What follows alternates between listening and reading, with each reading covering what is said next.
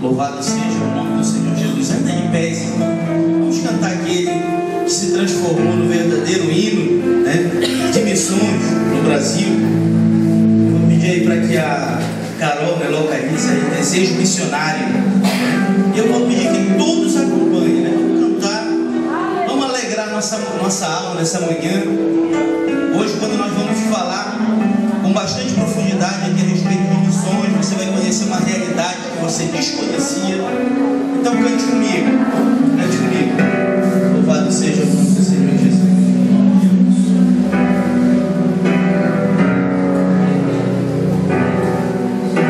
Glória a Deus, aleluia. Senhor, tu sabes o anelo que há em minha alma, é como fogo bem aceso em meu coração. Senhor, pergunto o que é que eu não posso cantar pelos países perdidos, todo perdido. Eu quisera ir aos campos missionários. Eu quisera, Senhor, ir a proclamar, mesmo aqueles quase mortos, sem saber que há um Deus. Eu quisera anunciar somente tu conheces os meus problemas. Somente tu,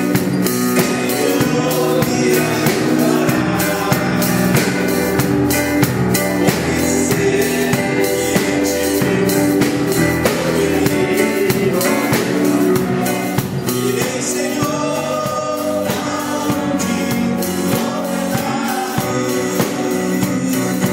Eu quisera ir aos campos missionários.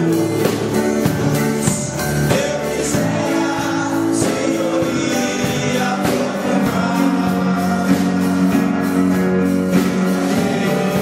quase mortos, sem saber que há um Deus. Eu quisera anunciar aqueles quase mortos, sem saber que há um Deus. Eu quisera anunciar. Glória a Deus, aleluia. Vamos abrir nossas Bíblias. Aproveite que você está de pé. Atos capítulo 4, versículo 29. Atos capítulo 4, versículo 29. Você vai acompanhar a leitura da palavra do Senhor nessa manhã. Hoje nós vamos falar sobre a importância de missões, sobre a necessidade de missões e a realidade em muitos países que os nossos missionários vêm passando. Atos capítulo 4, versículo 29 diz assim: agora, pois, ó Senhor, olha para as tuas ameaças e concede aos teus servos que falem com toda ousadia a tua palavra, enquanto estendes a tua mão para curar, e para que se façam sinais e prodígios pelo nome do teu santo Filho. E tendo orado, moveu-se o lugar em que estavam reunidos, e todos foram cheios do Espírito Santo e anunciavam com ousadia a palavra do Senhor. Podeis assentar glorificando a Deus. Eu quero começar, já que nós vamos falar hoje sobre muitas nações, né? Eu quero começar falando, dando para vocês um bom dia, né?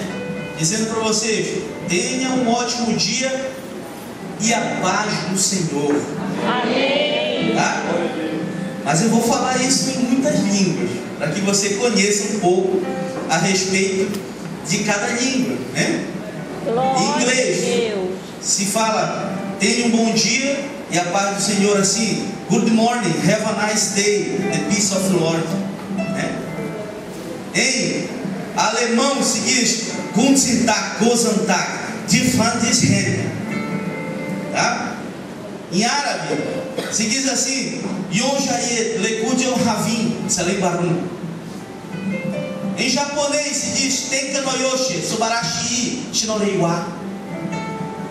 Em dinamarquês se diz Kute Zeklinda Talite Franshend.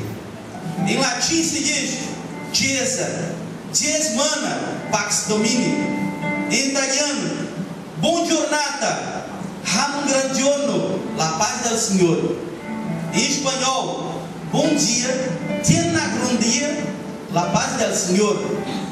Em búlgaro se diz Dobunden. Em mate, Golinden, Miha no Gospoda.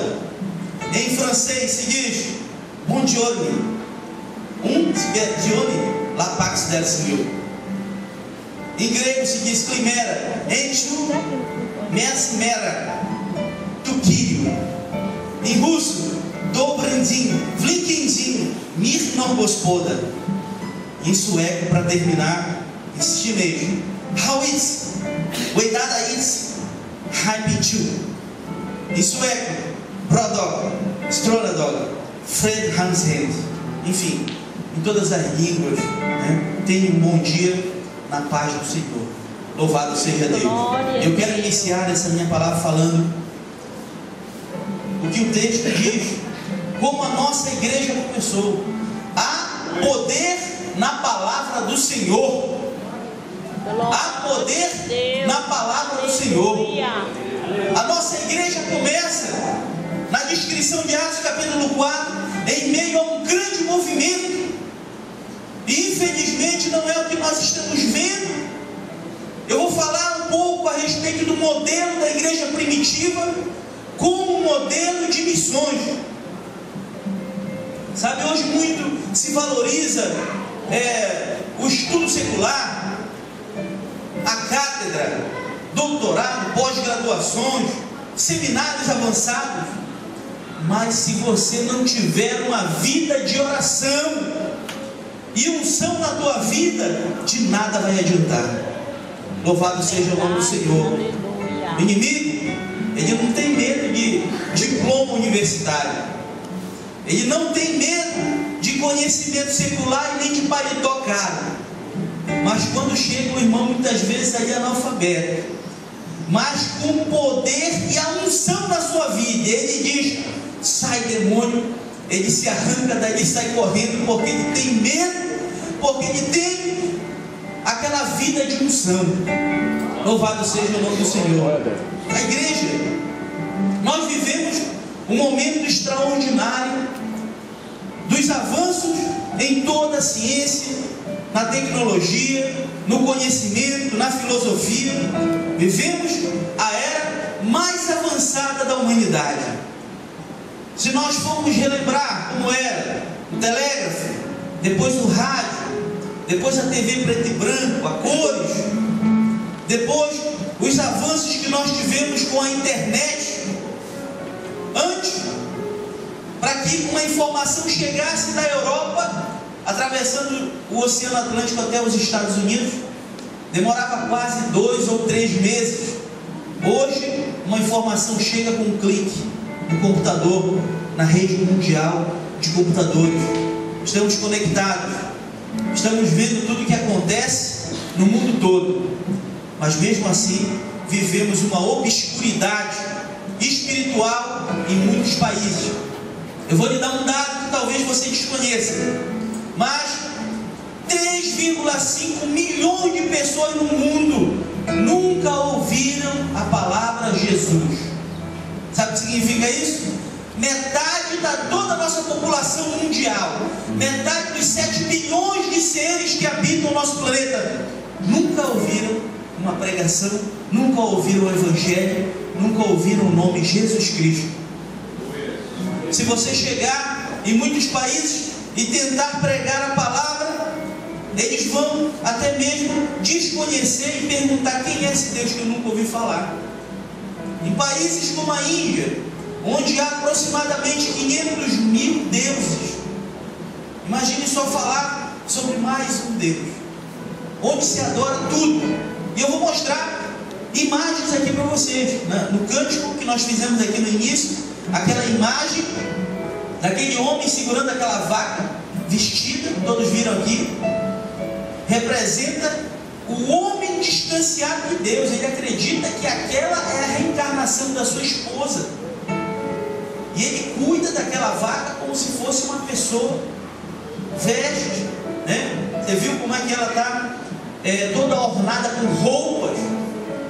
É a triste realidade de muitos países que estão distanciados, muitos povos que não conhecem que não conhecem a realidade salvífica, que não conhecem o Evangelho. Louvado seja o nome do Senhor. O homem, ele já foi muito além com o seu conhecimento. Falamos até mesmo em acelerador de partículas atômicas, né? Foi criado lá na Europa como uma tentativa de fazer surgir ali a origem do universo. O homem tentar provar a origem com o seu conhecimento. Mas o homem, quanto mais se aprofunda, mais ele começa a entender que a complexidade da criação, ela é muito ampla para que se possa compreender nos 2% somente que ele pode usar no seu raciocínio. Talvez você não saiba, mas de todo o conhecimento, de todo o nosso cérebro, você utiliza somente 2%. No máximo, o homem que mais consegue explorar, somente consegue explorar 3%. Nós temos um conhecimento original muito amplo, mas que nos foi diminuído.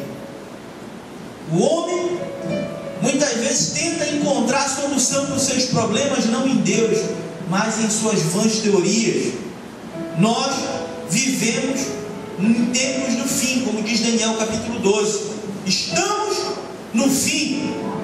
Falamos de paz, mas desde o final da Segunda Guerra Mundial, em 1945, nós já tivemos mais de 58 guerras. E estamos em guerra. Para você ter uma ideia, a indústria bélica, a indústria de guerra, gasta quase $1 milhão por minuto. Por minuto. Enquanto que nós muitas vezes não conseguimos manter os nossos missionários dentro de países fechados. Existe um investimento bilionário para que o homem vá à lua, para que ele vá ao fundo dos oceanos, para que ele consiga se proteger e também impor aquela sua doutrina armamentista com base na guerra, como é o caso dos Estados Unidos e muitas nações ricas. O homem não tem um caminho definido. Mas nessa manhã eu quero te falar sobre alguém que pode te orientar pelo caminho, um caminho que leva à vida, que leva à salvação, que leva à regeneração, que leva a um novo rumo. Louvado seja o nome do Senhor. Diz a palavra de Deus lá em Marcos, de que vale ao homem ganhar o mundo todo e perder a sua alma. É a necessidade que as populações atuais vivem, clamando, como nós vimos no testemunho aqui do pastor Mauro, as almas clamando ao Senhor, buscando alguém que possa consolar, amenizar a sua dor, o seu distanciamento de Deus. As almas, elas estão clamando, e a nossa igreja, ela não pode ficar de braços cruzados. A igreja, ela deve voltar ao que era antes. A igreja, ela deve voltar àquele modelo original da igreja primitiva, em que os irmãos se reuniam, e como a perseguição era muito grande, eles iam para os arredores das cidades, lá para as catacumbas, que eram lugares que eram até amaldiçoados pelos judeus, porque eram lugares onde se colocavam os mortos, eram lugares considerados por eles como impuros, mas era o único lugar onde aqueles crentes das igrejas primitivas, os nossos pioneiros, os primeiros, encontravam paz. para poder glorificar a Deus, para poder falar de Deus, para poder sentir a sua presença. E eu posso imaginar aquele momento, mesmo com aquele cheiro das catacumbas, mas eles estavam ali, reunidos, glorificando a Deus. No Antigo Testamento a igreja era considerada congregação. Do grego vem eclésia. Eclésia, do latim, assembleia de pueblo, reunião dos povos.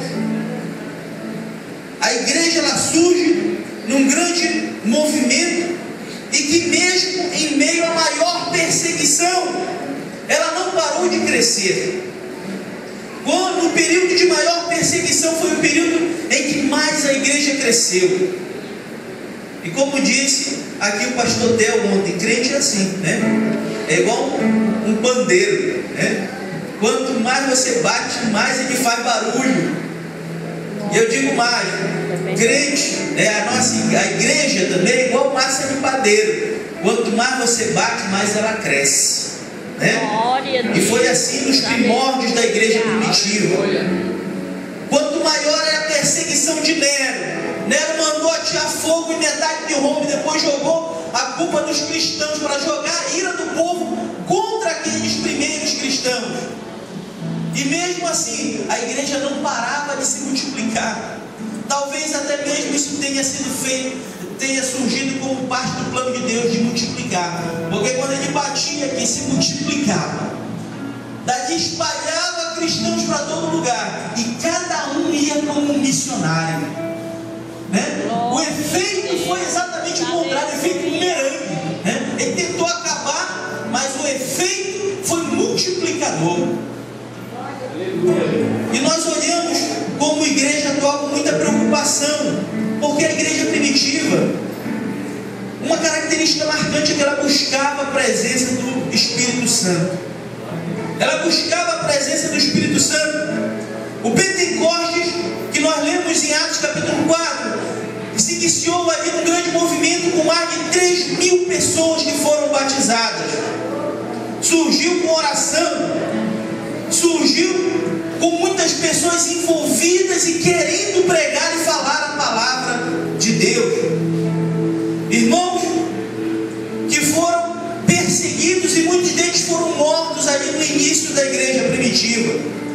E quando nós olhamos o início da igreja no Brasil, não é diferente. Daniel Berg e Gunnar Wingren, quando chegam em Belém do Pará, no início do século XX, eles chegam ali imbuídos desse propósito. Chegam no porto de Belém e um livro que eu recomendo a todos, que ainda não leu, mas tem que ler, chamado de Diário do Pioneiro, que foi escrito por Gunnar Wingren. Ele descrevia ali a operação do Espírito Santo na igreja que surgia. Ele dizia assim, eu até marquei os trechos aqui para ler para você. Na página 26 do livro Diário do Pioneiro de Gunnar Wingren, ele relata diversas manifestações do Espírito Santo que ocorreram ali em Belém do Pará. Na página 26 ele descreve: o Espírito Santo veio de maneira poderosa como pressão sobre nós. Nós caímos no chão, clamávamos com voz elevada a Deus. E ele continua: irmão, foi arrebatado o Espírito. E ele dizia mais: na casa da irmã Celina, quando nós começamos a sentir a presença do Espírito Santo, era 1915. Duas meninas foram tomadas pelo poder de Deus de tal forma que eu tive medo delas não aguentarem. Olha que maravilha.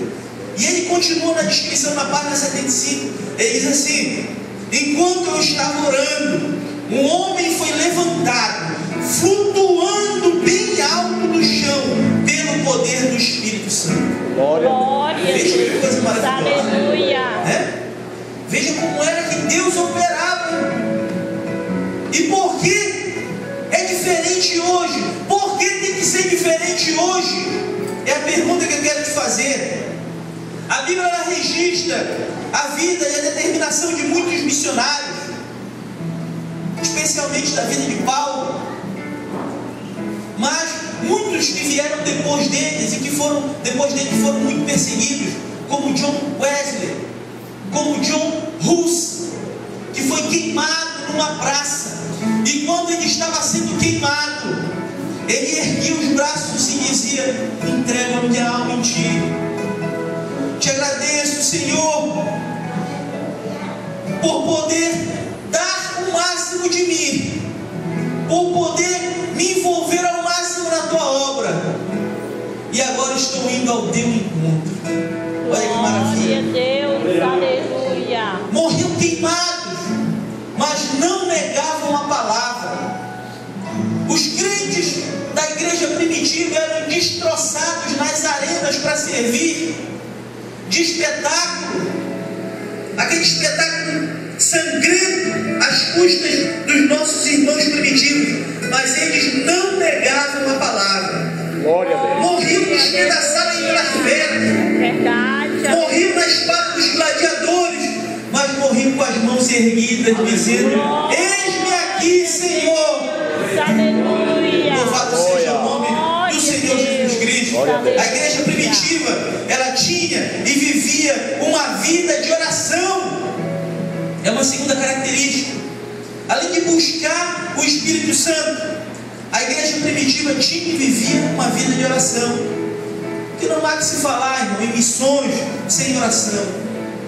Não há que se falar em missões sem uma vida voltada a Deus, sem uma vida de devoção, sem uma vida de altruísmo, de amor ao próximo. Muitos dos missionários que estão distribuídos nos mais distantes lugares nesse mundo largaram tudo, largaram seus negócios, largaram seus investimentos, largaram a sua vida familiar, largaram muitas vezes seus empregos e foram entregar a sua vida. Glória a Deus. Eu me lembro Aleluia. do relato do irmão André. O irmão André é um missionário que ele escreve um livro chamado de O Traficante de Deus, aliás, o Contrabandista de Deus. O Contrabandista de Deus. Ele fazia contrabando de Bíblia, porque em muitos países a Bíblia que nós temos acesso é considerada um produto de contrabando e que pode ser considerado como crime de subversão ao sistema. Introduzir a Bíblia pode levar à morte. E quando nós vivíamos naquele período da cortina de ferro, no período bipolar, chamado assim também, a Guerra Fria, existia um limite chamado de cortina de ferro, onde ninguém de lá voltava, passava para cá, e nem daqui entrava para lá. E a missão desse missionário, sabe qual era? Levar Bíblias daqui para lá, arriscando a sua própria vida. E esse livro, O Contrabandista de Deus, ele descreve que o irmão André, quando passava a fronteira da Tchecoslováquia com a Polônia, ele estava atravessando a fronteira com o seu fusquinha velho, soltando fumaça para todo lugar. Ele vinha abaixo e de repente encontrou com uma barricada de soldados comunistas que estavam ali protegendo a entrada para a Polônia. E ele disse: meu Deus do céu, chegou minha hora. Ele parou no seu carro e um policial comunista chegou na sua porta e olhou para ele e disse: documento, identidade, documento do carro, identidade. Para onde você está indo? E ele percebeu que ele estava um pouco nervoso. Se você está nervoso, você leva alguma coisa dentro do seu carro ilegal? Imagina só. E o irmão André disse assim: não, eu não estou levando nada. Eu não estou levando nada. Talvez sejam os amortecedores que estão aí meio estourados. E Deus mandou para que ele dissesse: não minta, entrega a chave, tira a chave do carro e entrega para ele. Ele disse assim: vou fazer a verificação do teu carro. Vou fazer a verificação do teu carro. Me dá a chave do carro. Olha só o momento de tensão. E ele ouviu a voz de Deus, tirou a chave do carro, entregou nas suas mãos. E diz o livro, ele fechou os seus olhos naquele momento, colocou a mão na cabeça e disse: Senhor, quando tu estivesses aqui na terra, tu determinaste que pessoas que não viam, vissem, pessoas que não enxergavam, enxergassem. Agora eu te peço o contrário: faz com que os que enxerguem deixem de enxergar. E ele fez a verificação, porque vocês sabem, no Fusca a mala fica na parte da frente. E ele levantou para lá, e ele aqui orando. E ele volta com a chave, entrega para ele e diz: olha, para onde você vai? Ele ficou nervoso, e o missionário, o André, disse: já imagina, eu ia, na verdade, eu ia e não vou mais, não é isso? Não, está aqui a chave, siga em frente, em grande velocidade, porque senão você vai perder todos aqueles tomates e aqueles alfaces dentro daquelas caixas ali. Glória a Deus, aleluia. Louvado seja o nome do Senhor. É isso. Faça a obra em tempo e em fora de tempo. Não deixe de pregar a palavra do Senhor.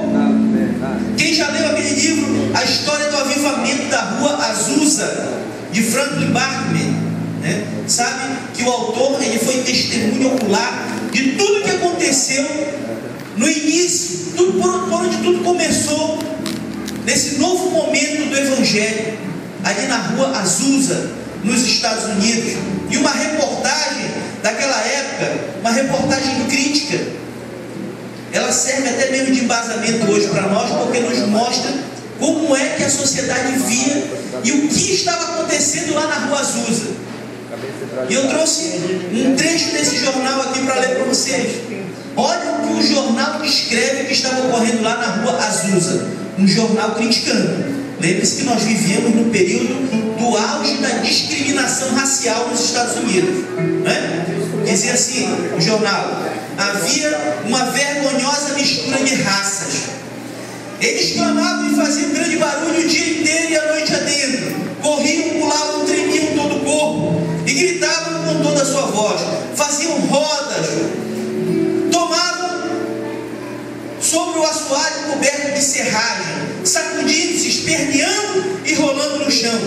Eles afirmam estar cheios do Espírito.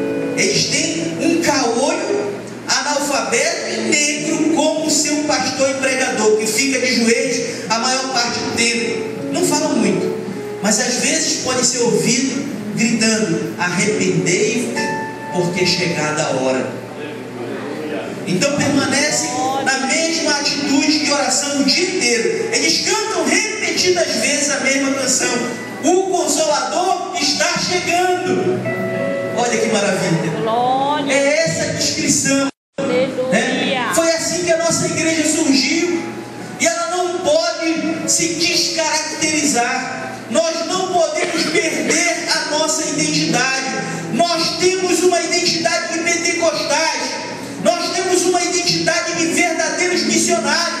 Nós surgimos em meio a missões.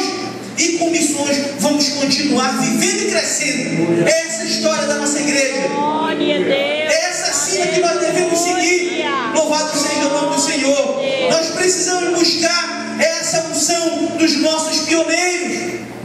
Daniel Berg, quando estava em meio à floresta amazônica, e ali ele se ajoelhava porque não aguentava mais a tamanha e imensa dor provocada pela barriga d'água.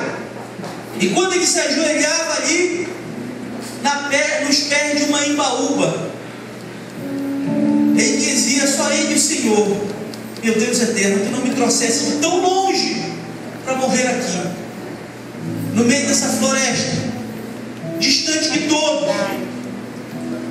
Me usa em nome do Senhor Jesus. Ele pegou o seu óleo da unção, passou em suas mãos e se ungiu. E diz a história que imediatamente aquela barriga foi diminuindo, foi saindo todo aquele líquido, e ele foi curado pelo poder do Senhor, e seguiu em frente para continuar pregando a palavra. Deus, aleluia. Não pare, não retroceda. Aconteça o que acontecer, morra, mas não retroaja. É verdade. É essa que é a vida do missionário. O que faz um homem de Deus é a oração, é a unção na sua vida. É por isso muitas vezes que nós temos igrejas esvaziadas do poder, porque investiram muito em outros setores e esqueceram de missões. Nós não podemos esquecer. Atos capítulo 4 nos diz que a unção de Deus desceu quando eles oravam e o lugar tremeu debaixo do Espírito Santo. A nossa igreja surgiu assim, debaixo do poder do Espírito Santo. Nós não podemos perder a nossa identidade como cristãos. A oração na igreja é como se fosse o combustível, é a gasolina, é a mola propulsora. Você não pode ir, mas ore, contribua, participe ativamente dessa obra que não espera. Missões não espera, missões não aguardam. A necessidade de missões urge, cresce, nós não podemos parar, olhar para o lado e achar que a gente só pode contribuir a partir de determinado dia. Participe, esteja ativamente participando. A nossa igreja que prega o Evangelho não pode estar de braços cruzados para o que está ocorrendo em muitos lugares do nosso planeta, como naquela região da janela 1040. A região da janela 1040, para quem não sabe, é a região menos evangelizada do planeta. Ela é chamada assim porque ela coincide com um meridiano e com um paralelo 1040, e forma uma região retangular no nosso planeta, uma região onde a necessidade de se levar a palavra é muito grande. Na Índia, para os irmãos terem uma ideia, para cada 500.000 pessoas, ou seja, 500 mil de pessoas, nós não temos um missionário. É menos de um missionário para cada 500 mil de pessoas. Eu vou mostrar daqui a pouco para vocês um vídeo das perseguições que estão sendo infligidas contra a igreja nesses lugares. Existem vídeos que eu não pude colocar aqui para vocês porque são muito fortes. Vídeos que rolam pela internet, que você pode encontrar no YouTube, que mostram cristãos sendo queimados vivos lá na Uganda, na Ruanda, na Somália, onde hordas de movimentos anticristãos estão surgindo para perseguir e pior, para matar. Eles abrem buracos imensos, jogam de uma só vez muitos cristãos, jogam gasolina e ateiam fogo, e ficam ali em danças satânicas, pulando, achando que vão parar a força do Evangelho. A janela 1040, ela concentra 97% das pessoas menos evangelizadas do planeta. Lá estão 2/3 da população do nosso planeta. É uma região que espacialmente cobre mais de 1/3 de todo o nosso planeta. É uma região onde fica, por exemplo, países como a China, que tem 1 bilhão e 300 milhões de pessoas. Uma população quase 6 vezes maior do que a do Brasil. Imagine aí, lugares dentro dessa janela 1040 também fica a Índia, onde nós temos mais de 1 bilhão e 100 mil pessoas vivendo em condições de completo distanciamento do Evangelho. O rio Ganges, que corta a Índia, e isso eu já mostrei aqui em uma outra pregação, onde nós falávamos exatamente sobre a Índia. Eu mostrei aqui muitas imagens, onde um país onde é proibido você matar uma vaca para alimentar a sua fome. Se você matar uma vaca, você é morto lá. Na Índia, existem muitos rituais que envolvem aquele rio, o rio Ganges. As pessoas que são mortas, elas não são enterradas.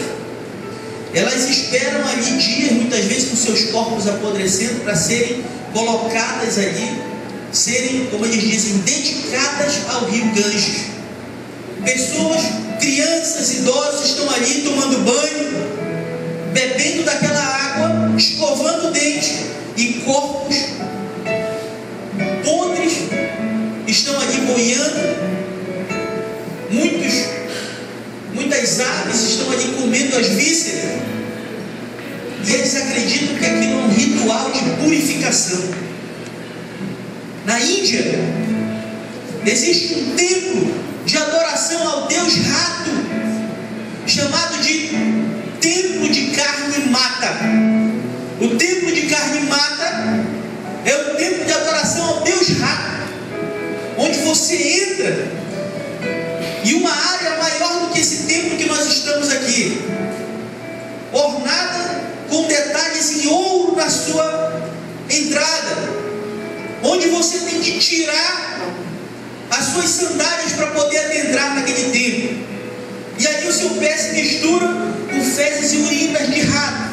Milhares de ratos infestam aquela área, e a pessoa entra ali com uma vasilha cheia de leite para fazer a sua adoração. E no momento em que ele coloca aquela vasilha, centenas de ratos comem, e ele é obrigado a beber um pouco também, como ritual de purificação. E eu já mostrei isso aqui em outro culto. É o distanciamento completo da obra salvífica. Irmãos, até o final deste culto, morrerão 3.500 pessoas no mundo sem terem ouvido a palavra do Senhor. Completamente distanciados, porque, como diz Romanos, no capítulo 10, versículo 14. Romanos capítulo 10, versículo 14. Como invocarão se não crerem? E como crerão se não há quem pregue?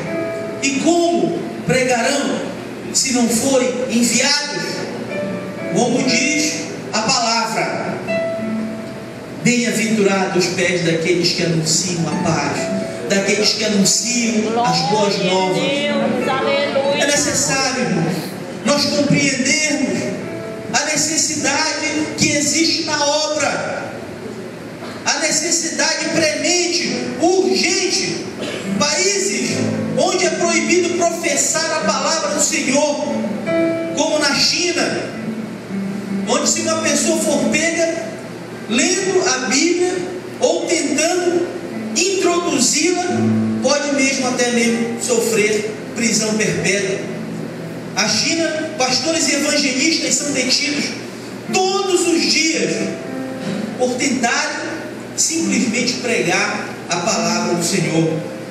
Igrejas nos lares são fechadas, pessoas, cristãos, são espancados todos os dias. Muitos são presos simplesmente por portarem a Bíblia. E apesar do declínio na Europa, muitos países chamados de países profissionais, países que professam a fé islâmica, por exemplo, impedem totalmente a entrada de missionários nos seus países. E em muitos vídeos que nós podemos encontrar na internet, você vai encontrar missionários sendo perseguidos. E eu vou mostrar já o que aconteceu quando uma horda invade a casa de um pastor que estava com culto, acontecendo um culto dentro da casa do pastor. O que é que acontece quando essa horda anticristã chega? Vocês vão ver aqui como que os nossos irmãos estão sendo espancados no mundo afora. Isso me preocupa. Nós não podemos fechar os nossos olhos para essa realidade. 200 nações no mundo todo, 12.500 dialetos, 10.000 povos diferentes, 6.528 línguas, 1,5 bilhão de miseráveis, pessoas que estão abaixo da linha da pobreza. E eu falo aqui de pobreza absoluta, como vivem aqueles países que estão no norte da África, porque de cada 10 pobres que existem no planeta, 7 estão nessa região da janela 1040. E de cada 10 miseráveis no mundo, de cada 10 miseráveis no mundo, 9 estão lá. E somente serão salvos se alguém se dispor a pregar, se alguém ultrapassar todos esses interpostos, essas barreiras que foram criadas para tentar falar a palavra àquela pessoa que realmente necessita. E essa é a grande realidade, a dura e triste realidade que muitos desses povos vivem. John Wesley dizia: tua única incumbência aqui na terra é pregar o Evangelho. Repita comigo: tua única incumbência aqui na terra é pregar o Evangelho. Pregue o Evangelho em tempo e fora de tempo. Pregue a palavra. Varanasi é o nome de uma cidade da Índia, uma cidade que para os hindus é como se fosse a Jerusalém. É uma região considerada consagrada, onde multidões aportam para ali, para rituais que eles fazem ali de 4 em 4 anos. Varanasi vira um centro de aglomeração de muitos povos que para ali fluem com o objetivo de adorar tudo quanto é tipo de Deus, menos o verdadeiro Deus. É lá que existe um ritual que ocorre a cada 4 anos, em que muitos pais escolhem um dos seus filhos para serem sacrificados num ritual. Milhares de crianças já foram mortas nesse ritual milenar. É um ritual milenar que ocorre nessa região. A Organização das Nações Unidas já se pronunciou em muitos momentos contrariamente a essa prática. Mas como os países são independentes, eles continuam essa prática horrenda, essa prática idólatra. E muitas crianças continuam de 4 em 4 anos sendo mortas ali naquele ritual. Um ritual que sacrifica crianças, especialmente crianças que nascem com algum tipo de defeito, com algum tipo de deficiência. Na Índia, a vaca ela é chamada de Deus Goro. E se matar o Deus Goro, você paga com a própria vida. Se você está andando de carro e eventualmente bate um animal como esse e mata, pode ter certeza que você vai enfrentar um júri popular e você vai ser condenado à pena de morte. É essa a realidade que muitos países vivem nessa região, sem falar na intensa perseguição promovida nos países do norte da África, e que eu quero mostrar aqui agora para você nesse vídeo, né? Eu quero que a Carol localize aí esse vídeo chamado de Igreja Perseguida, para mostrar a realidade. Os irmãos que estiverem um pouco mais lá para trás, quiserem chegar um pouco mais, pode chegar para que a gente possa aqui acompanhar, né? A triste realidade que vive muitos desses países em relação ao Evangelho.